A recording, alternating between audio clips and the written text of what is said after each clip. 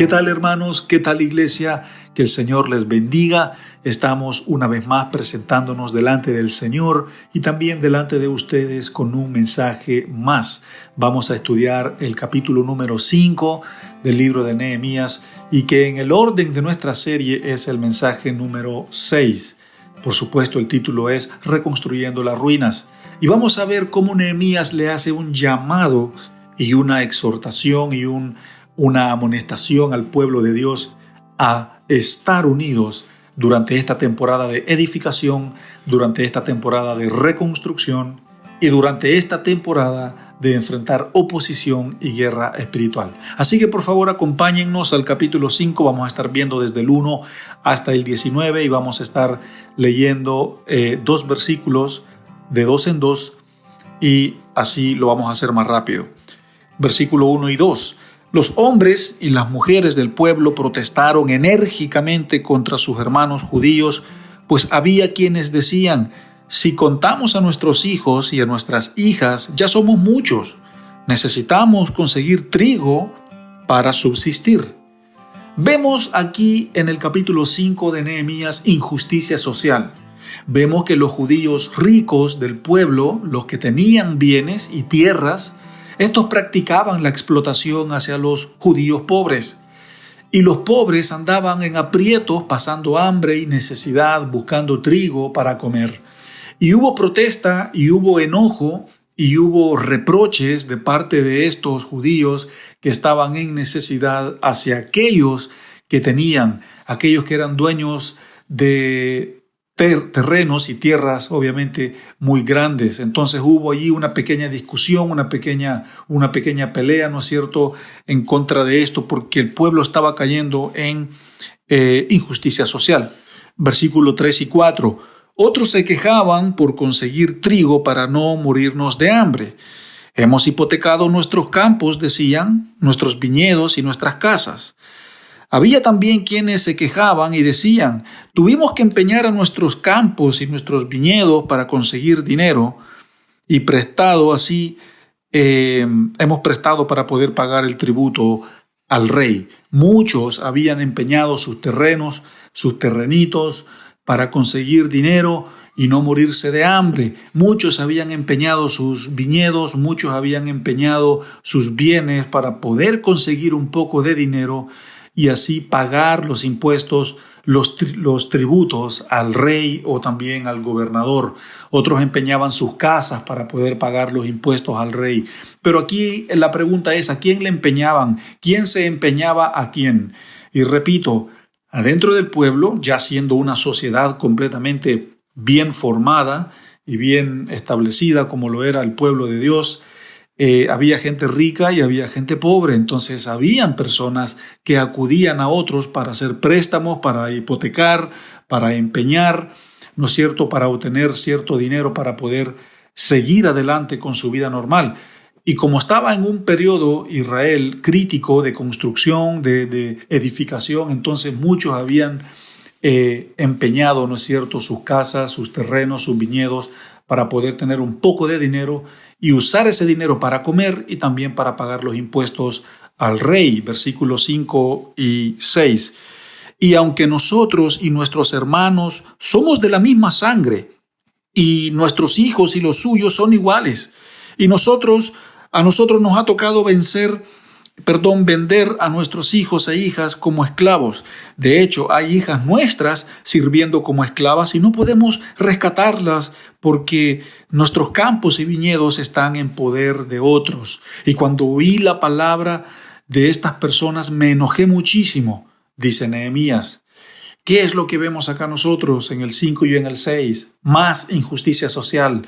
Estaban en tanta necesidad que habían vendido o dado a sus hijos en esclavitud y a sus hijas las habían vendido también en esclavitud para poder tener dinero, para recibir dinero como paga por sus bienes, porque los bienes, ¿no es cierto?, estaban en poder de la gente rica. Y Nehemías, cuando ve esta situación, cuando escucha la queja de los pobres, cuando escucha la protesta y cuando ve también la actitud de aquellas personas ricas, se enoja mucho. Se enoja, se molesta y dice, esto no puede estar sucediendo, esto no es el pueblo de Dios, así no funciona el reino, aquí hay algo que hacer. Y vemos a Nehemías que se enoja mucho, ¿no es cierto?, por esta actitud y por esta situación adentro del pueblo de Dios. El versículo 7 y el 8 dice, y después de reflexionar, reprendí a los nobles y a los gobernantes. Es inconcebible que sus propios hermanos les exijan el pago de intereses. Convoqué entonces además una gran asamblea contra ellos y allí les recriminé.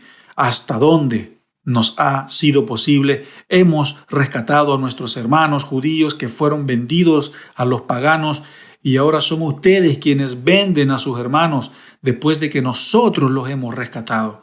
Todos se quedaron callados y no tenían y no sabían qué responder.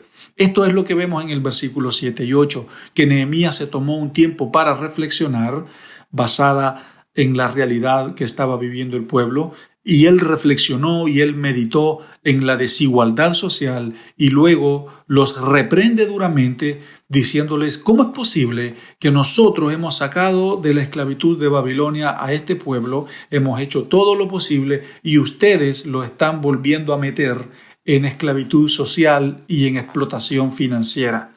Y todos se quedaron callados y no sabían qué decir. Estos eran, ¿no es cierto?, los que eran parte de la nobleza, los que eran parte de los oficiales y también aquellas personas de negocio, aquellas personas ricas que tenían poder e influencia adentro de la nación. Es muy interesante que nosotros podamos entender que después de estos dos ataques de guerra espiritual que tuvo el pueblo estaba así dividido y lleno de conflicto por el tema de la injusticia social que estaba sucediendo adentro. Entonces leamos el versículo 9 y 10 para ver cuál es la actitud también de las personas que escucharon este mensaje. Yo añadí, lo que están haciendo ustedes es incorrecto y no deberían mostrar la debida reverencia a nuestro Dios y evitar así el reproche de los paganos, nuestros enemigos.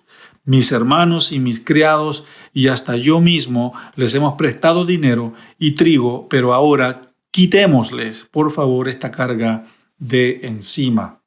Lo que están haciendo, dice Nehemías, es incorrecto porque ustedes no están mostrando amor ni a Dios ni a su prójimo, ni tampoco entre ustedes. Porque con esto ustedes están ofendiendo al Señor. O cuando ustedes oprimen, cuando ustedes cobran, cuando ustedes le ponen una carga encima al pueblo, lo que están haciendo es ofendiendo al Señor con su actitud de desunidad. Así que por favor, dice Nehemías, quítenle esa carga de encima al pueblo, porque no están haciendo ningún bien, sino que están dividiendo las cosas aquí adentro. Versículo 11 y 12. Yo les ruego que les devuelvan los campos, los viñedos, los olivares y las casas, y también el 1% de la plata, del trigo, del vino y del aceite que ustedes les exigen. Está bien, respondieron ellos, haremos todo lo que nos has pedido y se los devolveremos todo sin exigirles nada. Entonces llamé a los sacerdotes y ante estos les hice jurar que cumplirían esa promesa. Es importante, iglesia, lo que está sucediendo acá. Es importante lo que está sucediendo en el versículo 11 y 12. Nehemías les pide de favor, devuélvanles a los pobres sus casas, sus terrenos y también los intereses y los sobreintereses que les han cobrado. Está bien, dijeron ellos, lo vamos a hacer, como nos has dicho. Y llamó a los sacerdotes para que hicieran un juramento delante de ellos para que cumplieran esta palabra. Nehemías está diciendo cómo se les ocurre, estamos en un periodo de reestructuración, estamos en un periodo de reconstrucción, de reedificación, estamos levantándonos de las ruinas, levantándonos del polvo, levantándonos del anonimato, y ustedes vienen acá con esta actitud de recriminar y también de oprimir al pueblo con impuestos y con deudas y con más deudas. Si nosotros seguimos así, básicamente dice Nehemías, no vamos a prosperar, no vamos a lograr el objetivo, no vamos a llegar a la meta. Pero ¿qué es lo que dice en el versículo 13 y en el versículo 14? Leámoslo. Luego me sacudí el manto y afirmé: así sacuda Dios y arroje de su casa y de sus propiedades a todo el que no cumpla esta promesa. Así lo sacuda Dios y que lo deje sin nada. Toda la asamblea respondió y dijo amén. Y alabaron al Señor, y el pueblo cumplió lo prometido. Desde el año 20 del reinado de Artajerjes, cuando fui designado gobernador de la tierra de Judá, hasta el año 32, es decir, durante 12 años, ni mis hermanos ni yo utilizamos el impuesto que me correspondía como gobernador. Nehemías se sacudió el manto y dijo: así sacuda Dios al que no cumpla este compromiso, al que no cumpla esta promesa, y que lo deje sin nada, por grosero, por avaro, por amante de ganancias deshonestas, por amante, ¿no es cierto?, por amor al dinero y no al prójimo. Él dice: son gente plástica y sin corazón.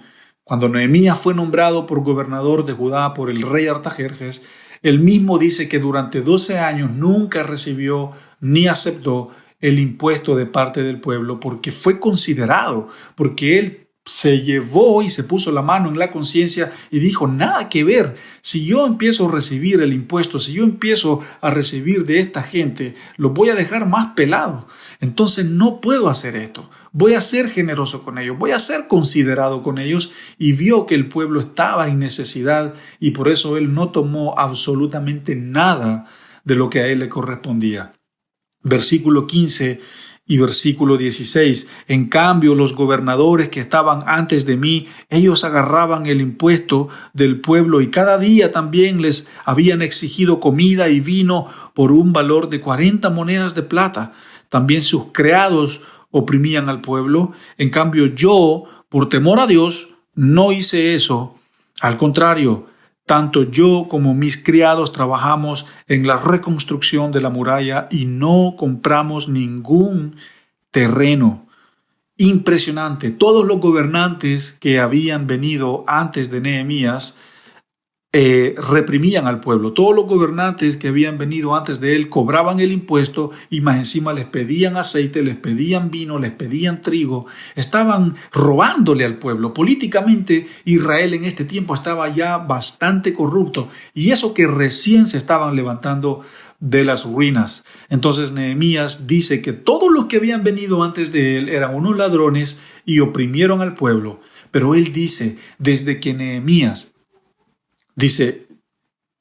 yo, Nehemías, llegué aquí, nunca agarré ningún terreno, nunca recibí plata para ir a comprarme una casita, un terrenito, nada de eso. Siempre estuve en la obra, siempre estuve edificando, siempre estuve dirigiendo al pueblo, siempre estuve dirigiendo al pueblo de Dios. Siempre estuve en la voluntad de Dios. Y vemos a un político justo y teocrático. Vemos a Nehemías con una mentalidad de una política limpia, una política bíblica, una política que en realidad así deberían quizás de ser todos los políticos. Ojalá fueran así todos, pero vemos a un hombre honesto, un hombre sincero, no amante de ganancias deshonestas, ni tampoco viendo su propio bien y su propio interés. Leamos el versículo 17 y el 18. A mi mesa se sentaban 150 hombres entre judíos y oficiales, sin contar a los que llegaban de países vecinos. Era tarea de todos los días preparar un buey, 6 ovejas escogidas y algunas aves.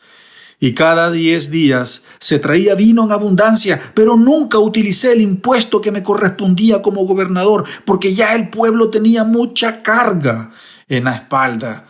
Qué bonito cómo vemos a Nehemías con la conciencia en la mano, un hombre consciente con el que se sentaban muchas personas a comer, y al ver la necesidad nunca aceptó el impuesto de ellos. ¿Por qué? Porque ya vio que tenían mucha carga, ya era suficiente. Dijo: este pueblo está mal, no tienen plata, están pasando hambre, los niños, las niñas, los jóvenes no tienen para comer. ¿Y cómo es posible que yo voy a andarles quitando lo último que les queda? No puede ser posible. Y vemos aquí a un líder. Una vez más vemos a un líder. Una vez más vemos en Nehemías un verdadero líder, una verdadera influencia, un influencer, como se dice hoy en día, como como alguien que es un modelo a seguir. Es maravilloso. Versículo 19. Recuerda, dice él, recuerda, Dios mío, todo lo que he hecho por este pueblo y favoréceme. Nehemías está diciendo, Dios, no te olvides ni mires en poco lo que he hecho por este pueblo y favoréceme. Nehemías sabe que como reformador, gobernador, profeta, copero o hombre sabio o líder espiritual, lo que sea, él tiene el favor de Dios. Él tiene el favor de Dios con él. Dios está con él. El favor de Dios está con él. La mano de Dios está con él. La providencia de Dios está de su lado. Y eso es lo que Nehemías menciona en el versículo 19. Bueno, hemos leído nuestros 19 versículos y la pregunta acá, hermanos, como siempre lo hacemos, es cómo yo aplico esto a mi vida, cómo yo lo llevo a la práctica, qué es lo que me enseña, qué es lo que me muestra esta historia.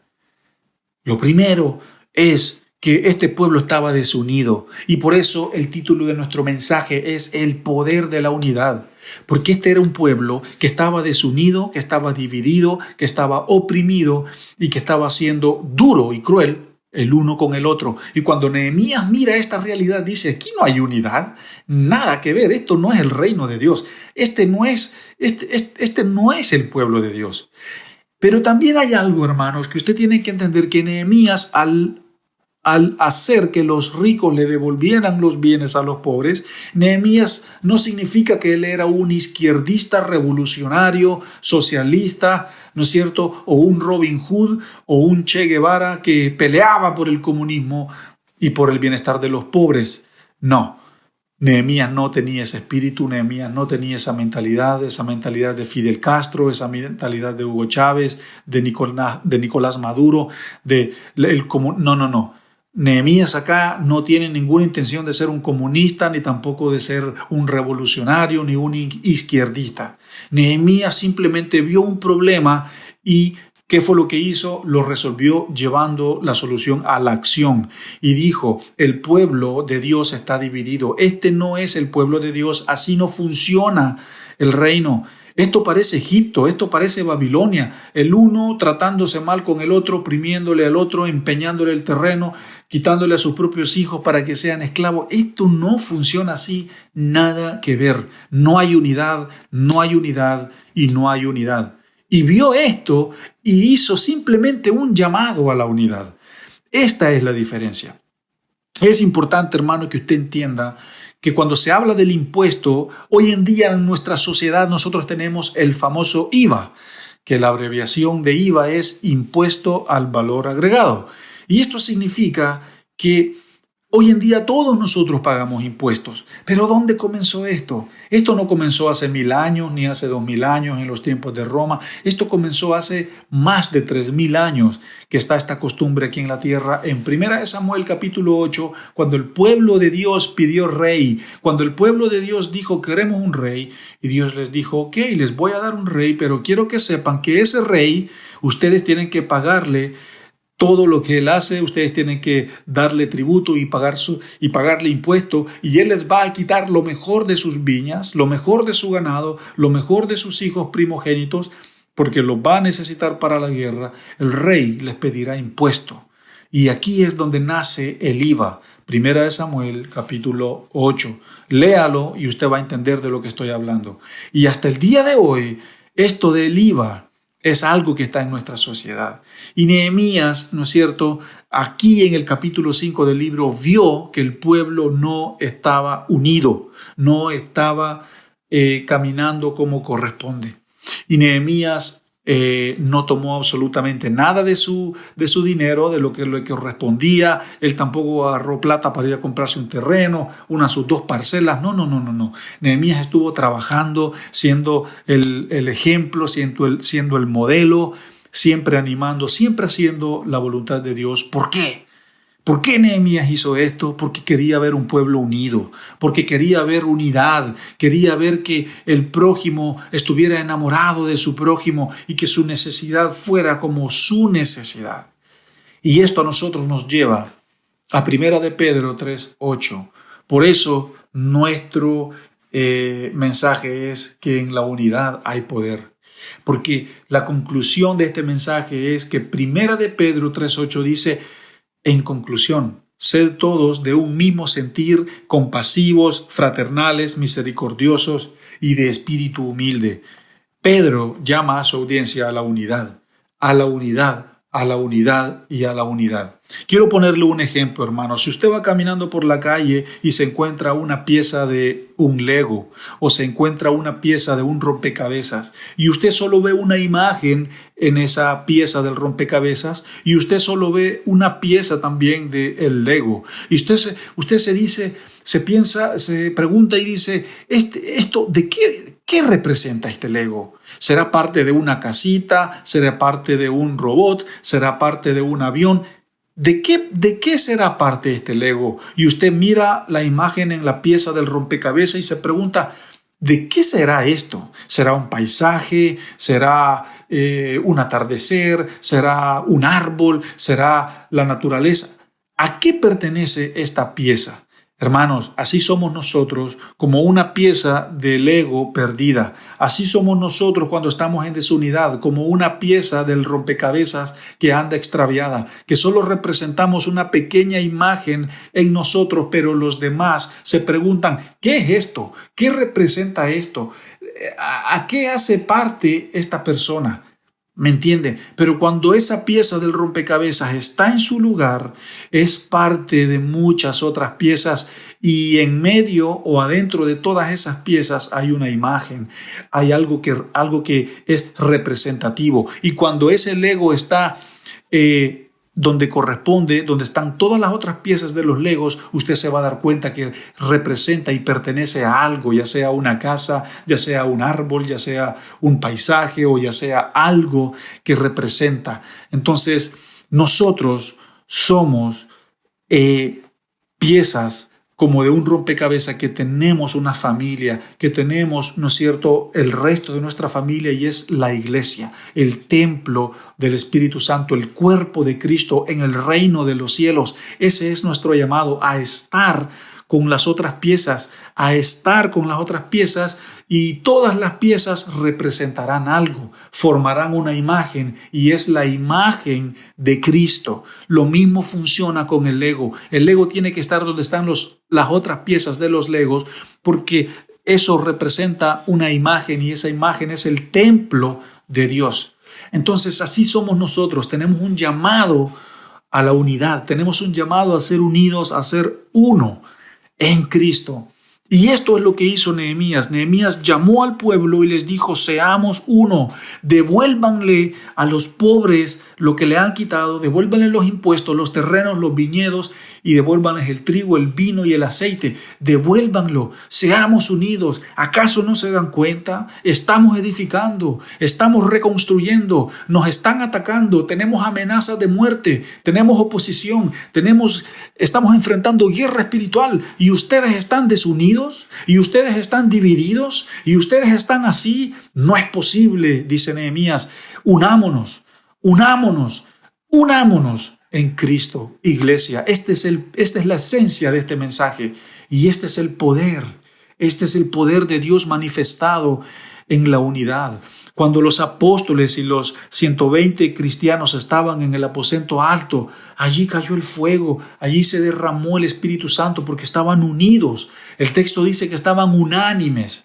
Entonces, cuando nosotros como iglesia estemos unidos, entonces Dios vendrá y derramará de su Espíritu. Entonces Dios vendrá y derramará y pondrá el crecimiento en nuestras vidas y en nuestra iglesia, y que los demás vean y digan, yo quiero ser parte de esa iglesia, yo quiero pertenecer a esa iglesia, porque allí son una familia, porque allí hay un espíritu de unidad, porque allí me siento importante, porque allí valoran lo que yo soy, me valoran como soy, no por lo que hago, no por lo que represento, pero como yo soy. Y eso es unidad, y es allí donde Dios se mueve, y es allí donde se ve la gloria de Dios. Pero hermanos, si estamos solos, si estamos perdidos, extraviados como esa pieza del rompecabezas, nadie va a saber qué es lo que representamos y no veremos la gloria de Dios. Así que hermanos, si usted está dividido, si su corazón está dividido, quizás adentro de su familia, en su círculo social o en su ministerio, hermano, vaya y únase con sus hermanos, aplique el perdón, aplique estos principios de la reconciliación, de la restauración, y Dios hará grandes cosas en su familia, Dios hará grandes cosas en su matrimonio, Dios hará grandes cosas en su iglesia, Dios hará grandes cosas en esa base misionera, porque estaremos unidos. Y la mejor arma para tener la victoria delante de la guerra espiritual es la unidad en Cristo. De eso se trata, hermanos, el mensaje. Así que por favor, póngase manos a la obra y estemos en unidad y en unidad para poder ver la gloria de Dios. Que el Señor me los bendiga y nos vemos en nuestro próximo mensaje de nuestra serie Reconstruyendo las Ruinas. Bendiciones. Recuerda suscribirte a nuestro canal y activa las notificaciones para que no te pierdas ninguno de nuestros sermones.